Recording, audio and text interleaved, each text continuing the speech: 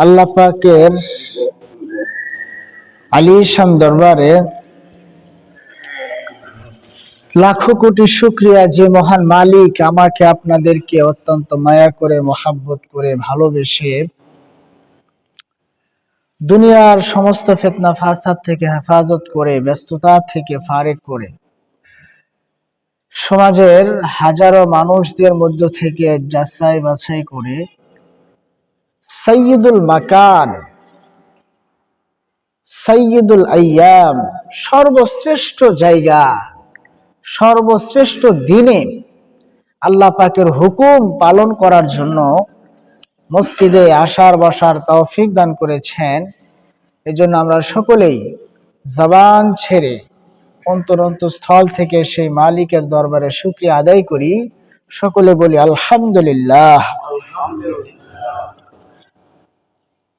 লক্ষ কোটি দরুদ ও সালাম সে মহামানব, মানবতার মুক্তির দূত,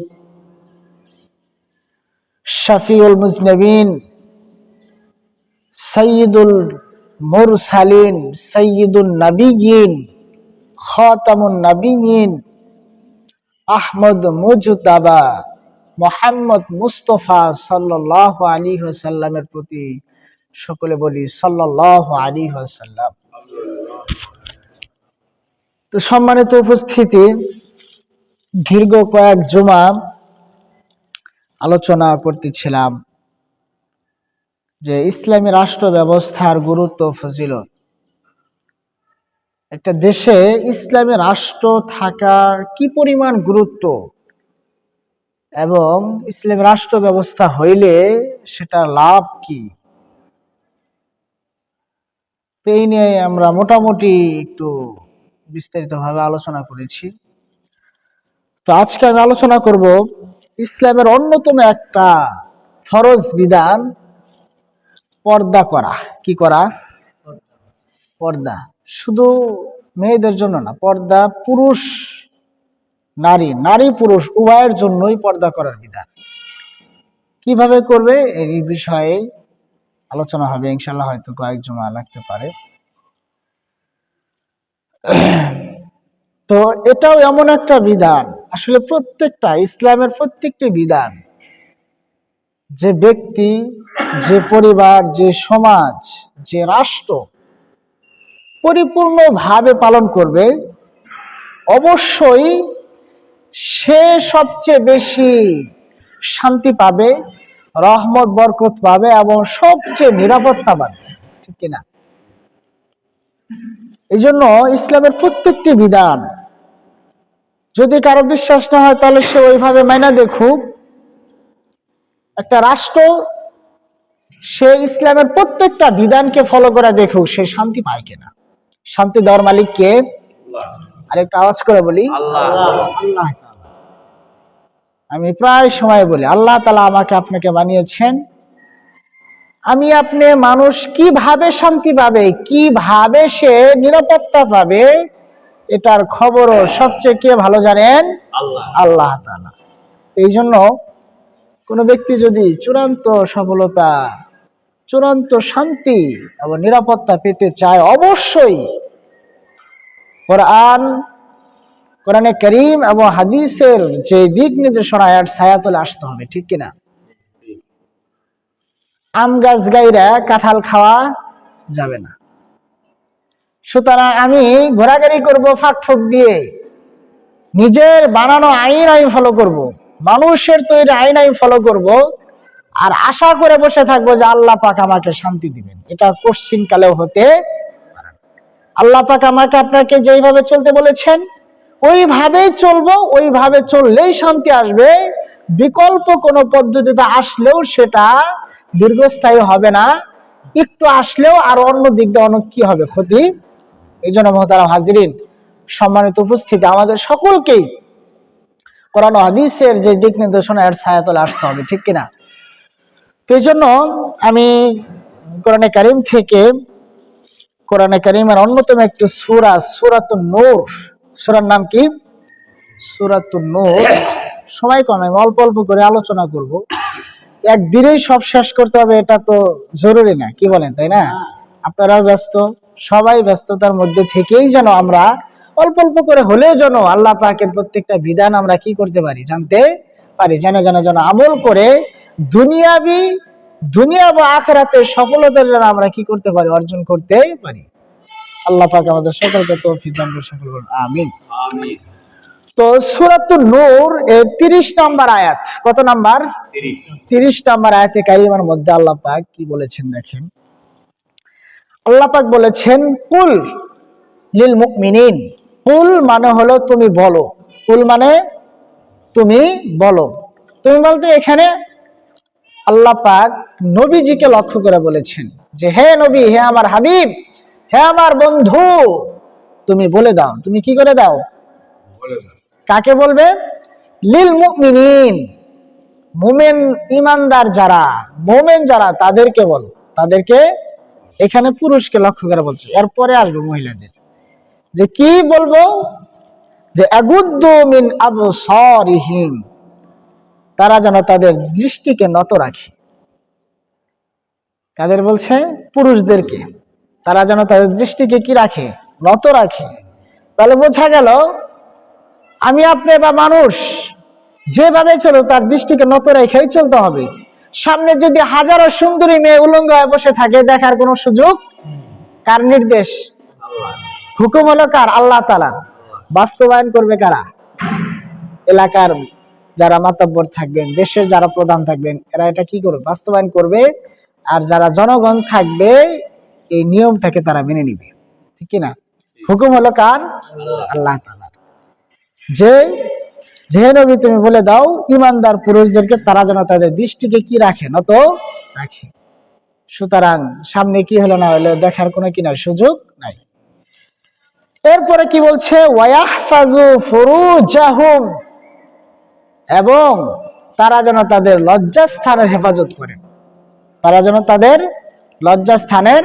সুতরাং বিবাহ ছাড়া অবৈধভাবে এই লজ্জাস্থানকে এমনি এক জায়গায় কি করা যাবে না, ব্যবহার করা যাবে না। এটাও কার নির্দেশ? কার হুকুম এটা? আল্লাহ তাআলার হুকুম। যে তোমাকে আমি বানিয়েছি, তোমার যৌন চাহিদা আছে, ঠিক আছে, সুতরাং এটা মিটানোর জন্য তোমাকে বৈধ পন্থাও দিয়েছি, তুমি ওইভাবে এটাকে মিটাবে। সুতরাং অন্য কোনো ভাবে যৌন চাহিদা পূরণ করা যাবে না। কার নির্দেশ? আল্লাহ তাআলা। এরপর আল্লাহ পাক নিজেই এটার একটা ফায়দা বলে দিছেন, এটার একটা লাভটা বলে দিছেন আল্লাহ পাক নিজেই, যে এরকম হইলে কি হবে। ওয়াযালিকা আযকা লাহুম, যে কোনো ব্যক্তি যদি এরকম করে, তার দৃষ্টিকে নত রাখে এবং নিজের লজ্জাস্থানে হেফাজত করে, এটাই তাদের জন্য অধিক পবিত্রতা, অধিক পরিষ্কার পরিচ্ছন্নতা। কেউ দৃষ্টিকে নত করবে না, নিজের লজ্জাস্থানকে হেফাজত করবে না, আর বলবে যে আমার মন ঠিক আছে, আমার দিলটা বড় কি পরিষ্কার। আল্লাহ পাক বলে এইভাবে করলে তোমার দিল থাকবে পরিষ্কার, তুমি পরিষ্কার হইবা। আর কোনো পর্দা নাই, নাই, এমনি চলতেছে, আর কয়েক দিল ভালো আছে। দিল কি আছে? এগুলা কি ভণ্ডামি? এগুলা কি ভণ্ডামি? আল্লাহ পাক আমাদের সকলকে হেফাজত করেন, সকলে বলেন আমিন। এরপর আল্লাহ পাক নিজে বলে দিয়েছেন, হে মানুষেরা খবরদার, সাবধান, তুমি যেখানেই থাকো না কেন, যেভাবেই চলো না কেন, যেভাবেই ঘোরাঘুরি করো না কেন, তুমি রাতে চলার দিনে চলো, মানুষের সামনে চলো, আর গোপনে একা একা চলো, এটা সবসময় মনে রাখবে যে ইন্নাল্লাহা খাবীরুম বিমা ইয়াসনাউন, নিশ্চয় আল্লাহ তাআলা অবগত আছেন মানুষেরা যা কিছু করে। মানুষ যা করে কেউ না জানলে কে জানেন? আল্লাহ তাআলা জানেন। আল্লাহ ভাই নিজে বলে দিছেন, কারণ মানুষের ভুলে যেতে পারে, ভুলের অজান্তে বা এরকম ভুলে যায় অন্যায় করতে পারে। এই জন্য আল্লাহ পাক বারবার বলে দিছেন, তুমি যাই করো না কেন, ভুলে যাওয়ার কোনো কি নাই, সুযোগ নাই। তুমি মনে রাখবে যে আল্লাহ পাক সবকিছু সম্পর্কে তিনি কি আছেন? অবগত আছেন। সুতরাং তুমি দুনিয়ার জীবনে 7, 5, 13 বইলে পার পাইতে পারো, কিন্তু আমি আল্লাহর কাছ থেকে তুমি কি করতে পারবে না, পারবে না।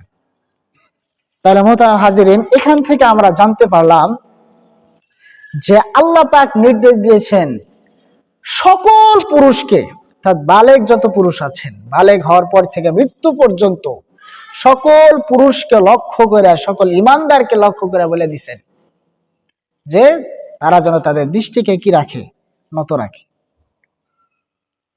এবং তারা যেন তাদের লজ্জাস্থানকে কি করে, হেফাজত করে। তাহলে এটাই তাদের জন্য পরিষ্কার পরিচ্ছন্নতার কারণ হবে এবং আল্লাহ পাক সবকিছু সম্পর্কে অবগত আছে।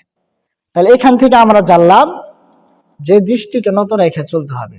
তাহলে সামনে কে খোলামেলা গেল নাকি বুরকা পরে গেল এটা দেখার কোনো সুযোগ আছে? নত হয়ে থাকতে হবে। এরপর আমি শুধু তর্জমা বলছি, পরে আমি একটু স্থানকাল পাত্র ব্যাখ্যাও করব। এটা বলছে মোমেন ইমানদার পুরুষদেরকে লক্ষ্য করে। এখন পরের আয়াতে 31 নম্বর আয়াত, কত নম্বর আয়াত? 31 নম্বর আয়াত থেকে নেব। ওয়াকুল্লিল মুমিনাত, হে আমার হাবিব, হে আমার বন্ধু, তুমি সকল ইমানদার নারীদেরকে বলে দাও। কাদেরকে বলে দিবে? এখন বলতেছে নারীদের কথা। ইয়াগদুদনা মিন আবসারিহিন্না, তারা যেন তাদের দৃষ্টিকে নত রাখেন। তাহলে বোঝা গেল নারী কেউ কোন পুরুষকে দেখার কি নাই, কোনো সুযোগ নাই। এখান থেকে আমি ব্যাখ্যা করবো, মানে টোটাল পুরো আলোচনার পরে আমি একটা সমাধান দিব। আগের আয়াতে বলছে পুরুষদেরকে লক্ষ্য করে তোমাদের দৃষ্টিকে কি রাখো, কারণ আল্লাহ পাক নারী পুরুষকে এমন ভাবে বানিয়েছেন, এমন আকর্ষণ দিয়ে বানিয়েছেন, একজন আরেকজনকে দেখলে একটু দুর্বল হবে, এটাই স্বাভাবিক, ঠিক কিনা? আল্লাহ পাক বানাইছেন এইভাবে। আমি যদি বলি না আমার কিছু হবো না, এটা হলো ভণ্ডামি। এটা কি? আল্লাহ পাক বানাইছেন এইভাবে তৈরি করে, এই জন্য এই বিধান দিয়ে দিয়েছেন। আর আমি যদি বলি যে না আমার এরকম হয় না, তাহলে বুঝতে হবে এর মধ্যে কি আছে, ভণ্ডামি। তো এই জন্য নারীকেও লক্ষ্য করে আল্লাহ পাক বলে দিয়েছেন যে তারা যেন তাদের দৃষ্টিকে কি রাখে, নত। ওয়াহফাজনা ফুরুজাহুন্না, এবং তারা যেন তাদের লজ্জাস্থানের হেফাজত করে। এমনি মনে চাইলে এক ছেলের সাথে চলে যাওয়া যাবে না। মনে চাইলো এক ছেলের সাথে প্রেম করা শুরু করলো, মনে চাইলো পার্কে যায় বিভিন্ন ভাবে নিজেকে নষ্ট করে ফেললো, এই সুযোগ নাই। নিজেকে, নারীরও লজ্জাস্থানে কি করতে হবে, হেফাজত করতে হবে। এরপর আরো কথা বলছে এখানে বাড়ায়া, ওয়ালা ইউবদিনা যিনাতাহুন্না, এবং নারীরা যেন তাদের সৌন্দর্য প্রকাশ না করে। নারীরা যেন তাদের সৌন্দর্য প্রকাশ না করে। তাহলে অবশ্যই ঢাইকা ঢুকে বের হইতে হবে, কারণ সৌন্দর্য প্রকাশ হইলেই তো অন্যজন দুর্বল হয়ে তারপরেই তো গুনাহের মধ্যে লিপ্ত হবে, ঠিক কিনা? দেখেন ইসলামের বিধান কত সুন্দর। ইল্লা মা যাহারা মিনহা, তবে যা অনায়াসেই বের হয়ে যায়। এখানে আমি বলবো পর্দার ঘরের এক ধরনের পর্দা, বাহিরের এক ধরনের পর্দা, পার্থক্য আছে। ওয়ালিয়াদরিবনা বিখুমুরিহিন্না আলা জুয়ুবিহিন্না, এবং তারা যেন তাদের ওড়নাটাকে তাদের বুকের উপর দিয়ে রেখে দেয়। এখন নতুন স্টাইল, ওড়না পিছন দিক রাখে, কি বলেন? গলার সাথে পিছনে, অথবা মাথা ছাড়াই শুধু গলার সাথে উপর দিয়ে ঝুলায় দেয়। আল্লাহ পাক নির্দেশ করেছে ওড়না দিতে হবে। এটা বলছি অন্য প্রেক্ষিতে, কারণ অন্য এক আয়াতে কারিমে আমি পর্যায়ে আলোচনা করব। জাহিলিয়াতের যুগের মহিলারা ওড়না নিত ঠিকই, কিন্তু নিয়ে ওড়নার দিত কোন দিকে? পিছন দিকে। তাই তো এই সামনের অংশ তো দেখা যাইতো। এই জন্য আল্লাহ পাক ওটা পাল্টা জবাবটা বলছে যে তারা যেন তাদের ওড়না বুকের উপর দিয়ে রাখে, পিছনে না। এরপর আরো বলছেন ওয়ালা ইউবদিনা যিনাতাহুন্না, এবং তারা তাদের সৌন্দর্য প্রকাশ করবে না। তবে এখানে বলে দিছে কার কার সামনে তার সৌন্দর্য বের করতে পারবে, এটার একটা লিস্ট দিছে। আমি অন্য থেকেও বলবো, এখান থেকে যা বলছি সেটা বলবো। ইল্লা লিবুউলাতিহিন্না, স্বামীর সামনে। কার সামনে? মহিলার তার স্বামীর সামনে তার সৌন্দর্য কি করতে পারবে, প্রকাশ করতে পারবে, 1 নাম্বার। আও আবাইহিন্না, অথবা তার বাবা, মানে কিভাবে করবে এটা আমি পরে বলবো, আমি শুধু তর্জমা বলে যাচ্ছি। বাবার সামনে সে যাইতে পারবে।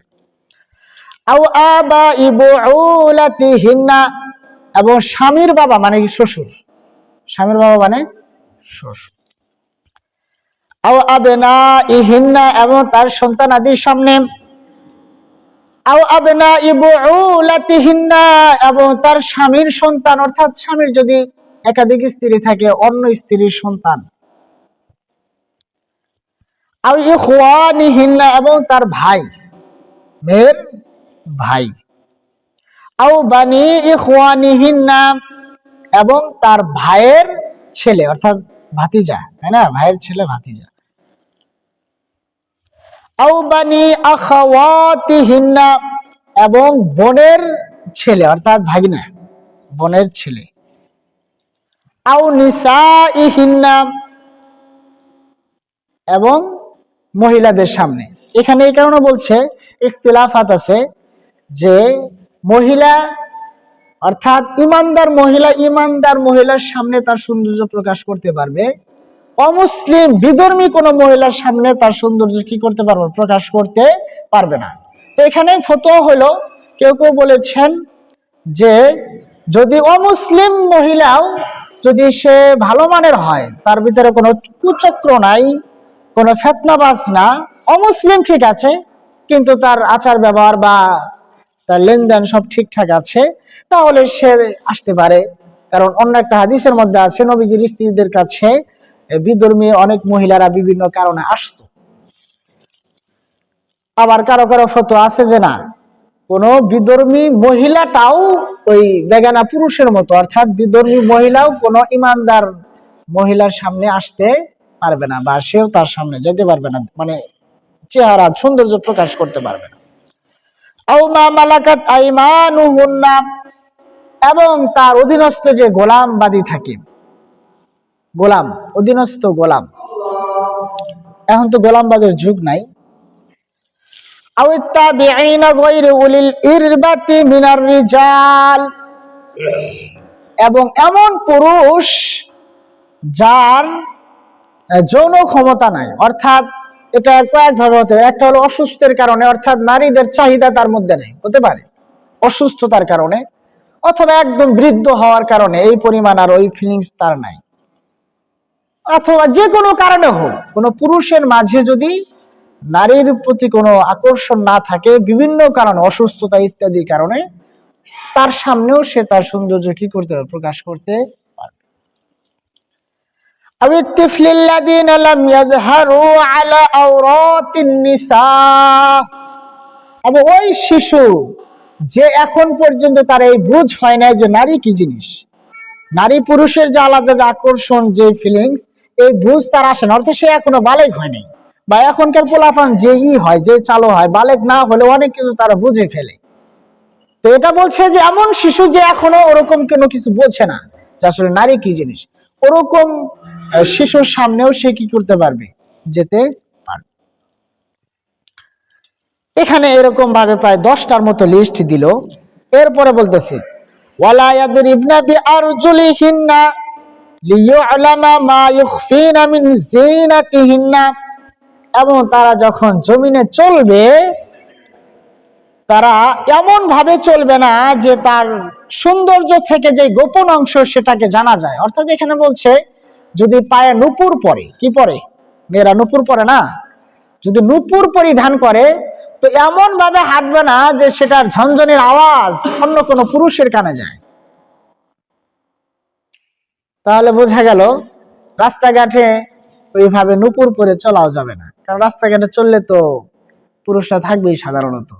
আর যদি এমন হয় যে তাদের ডিপার্টমেন্টই আলাদা, মহিলা বিভাগ আলাদা, পুরুষ বিভাগ আলাদা, ইসলামের রাষ্ট্র হলে এরকমই হবে, মানে পর্যায়ক্রমে মহিলারা সব কাজ করবে কিন্তু তাদেরই থাকবে আলাদা, তাদের শিক্ষা সিলেবাস, তাদের কর্মজীবন সব আলাদা আলাদা হবে, সব আলাদা আলাদা।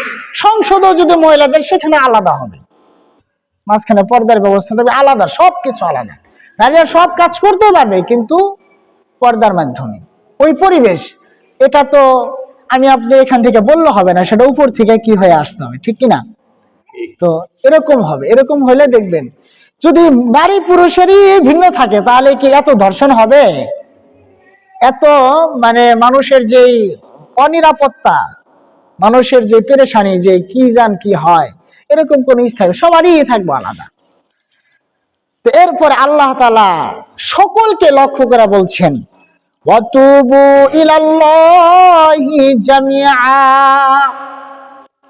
হে মানুষ তোমরা নারী হও বা পুরুষ হও, সকলে আল্লাহ তাআলার কাছে একত্রিতভাবে তওবা করে ফিরে আসো। অর্থাৎ জীবন চলার পথে বিভিন্ন ভুল ভ্রান্তি হতেই পারে, এই জন্য আল্লাহ পাক বলছে তোমরা তওবা করে আল্লাহর কাছে ফিরে আসো, সবাই তওবা করবে। আইয়ুহাল মুমিনুন, হে ঈমানদারগণ, লাআল্লাকুম তুফলিহুন, অবশ্যই তোমরা সফল কাম হবে। যদি তোমরা এইভাবে চলতে পারো তাহলে তোমরা কি হবে? সফল কাম হবে। কার কথা এটা? আল্লাহ তাআলার কথা। সময় শেষ।